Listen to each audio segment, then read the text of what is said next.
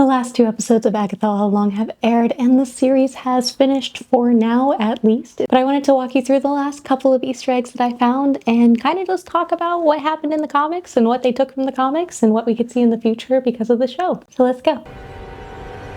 Boom!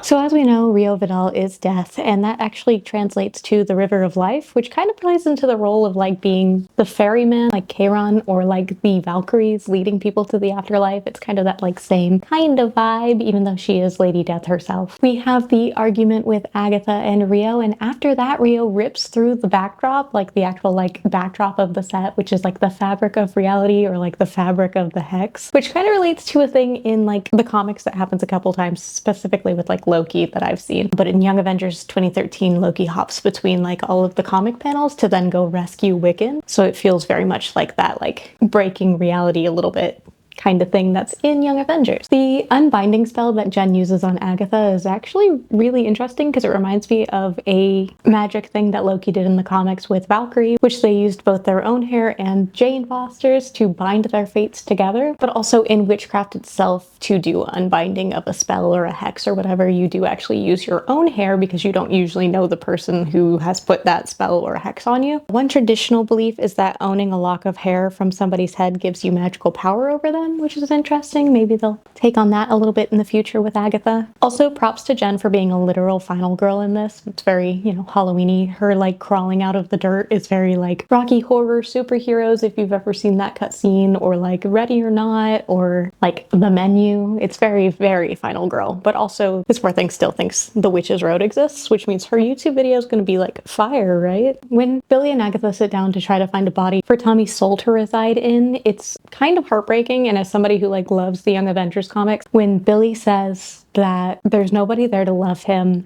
the people, the family, there's no one to love him. He's got no one.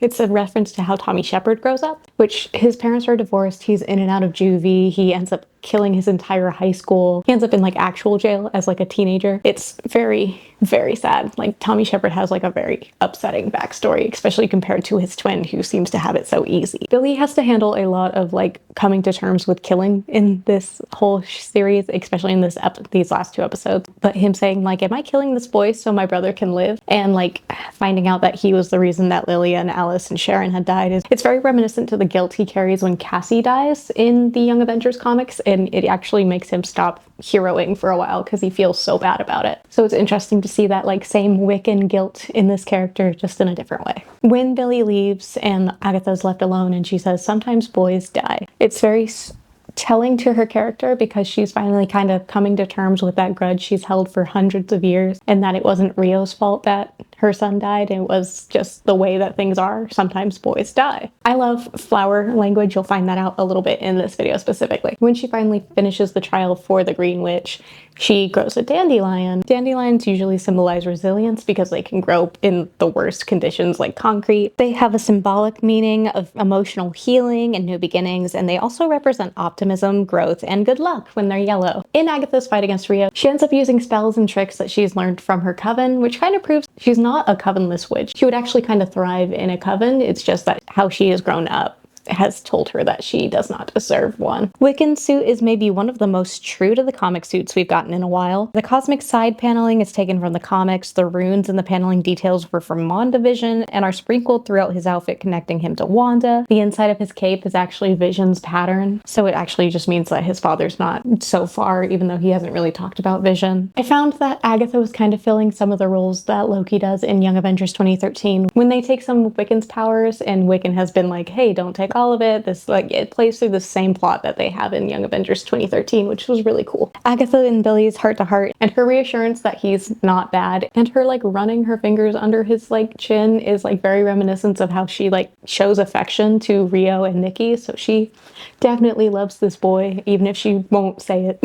Like, that's her boy. We get the Agatha and Rio kiss, which is not to save Billy, but to close this book and this chapter on this grudge with Rio. And that it wasn't Rio's fault that she took Nikki. That's just the way life is. Talking about flower language again, because I am a sucker, I actually like looked over Agatha's grave and picked out what I could identify of like what Rio would be saying about this, because Rio was the one that like planted these plants over her grave. Blue daisies mean trust, loyalty, and long-term commitment. Lupines can represent new life and new direction. Blue roses are often given to lovers to express their feelings for each other. They can symbolize deep affection, admiration, and respect. Lavender is often associated with love and devotion, and mushrooms are a spiritual growth and enlightenment and a rebirth. This is also her like death to flowers thing is kind of reminiscent to when she was taking pictures of like the Jane Doe / Wanda, and then Billy was like, those are just flowers. It's very much like was in our face the whole time. Also, the line earlier where Agatha says that she doesn't want to see Rio's face in death was originally supposed to be that I would like you to retire this face. Rio ends up saying like, but this is the face you fell in love with, and they changed that to just I don't want to see your face anymore. But it's also probably why Rio just like immediately like skull faces and just is not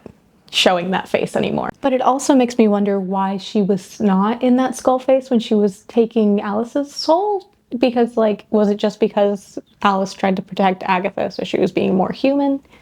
Many things to think about. Billy does end up heading home after this fight, and then like all the people in Westview are like framed behind the car. This is like not an Easter egg, but if they do Mother as one of the like villains for Young Avengers, there's a lot of these frames where like all of the parents that Mother takes over is just kind of like crowding around like that. So like the parallel of like if we get that and then like to the scene where all the like citizens of Westview are hanging out is just so good. Marvel, please give it to me. We get Agatha's backstory with her son, and we see that he's the one that made the ballad. And that song is actually the opening, like it's the lyrics to the opening in the first episode. So it's actually been like under our nose the entire time. Brilliant.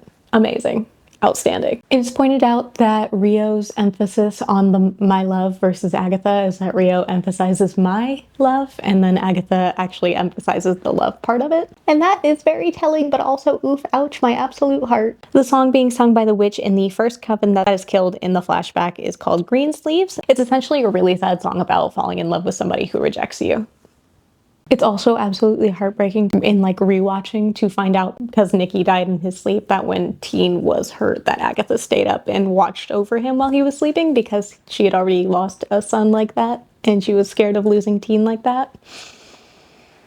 Oh, and this is nominated for a comedy, guys. We get the montage of Agatha killing over the decades, and they're all actually like women dressed kind of in the like stereotypical rebel women outfits of their time. And we get the 90s one, which is based off of the goth grunge like outfits of The Craft, which is really cool because The Craft is actually like in the end credits and stuff as well. And it's very much like that movie. We go back to modern day and we find out that Agatha is a ghost, and I am obsessed with her outfit because it is taking like all the good things of a bunch of her different outfits during like her run as a comic character, because we get the old like silhouette of like when she was a ghost in the comics, but we also get like the tree pattern that's in the underside of her cape in the reincarnated one that is actually like the current version of Agatha. So it's really cool to see those things blended together in her like new costume. I am also really excited to see her actually be like the mentor of Billy, because with Wanda they kind of end up like an old married couple and they like bicker a bit, but then like Agatha's still like giving her good advice. But in this one we should see like a motherly figure to Billy, and that would be like very much like her governess role that she plays in the comics. Billy finds out that he actually created the road as a fabrication of his like reality warping, and that it is like a hex, which explains why the other witches couldn't use their powers until Billy wanted them to be able to, because Agatha knew like the whole time that it was a part of Billy's like fabrication. It's so funny to rewatch because you get like her saying that the road suits him and that it was everything that he had ever imagined. And she's like, yeah, of course it is. And like there's the part where he's like, I want to go home, and her face is very much just like, well, yeah, then let's go home. Like you could do that. You're driving the bus here. So it's very fun. I highly recommend rewatching some stuff. This is also something that Billy struggles with in the comics, because he ends up understanding that like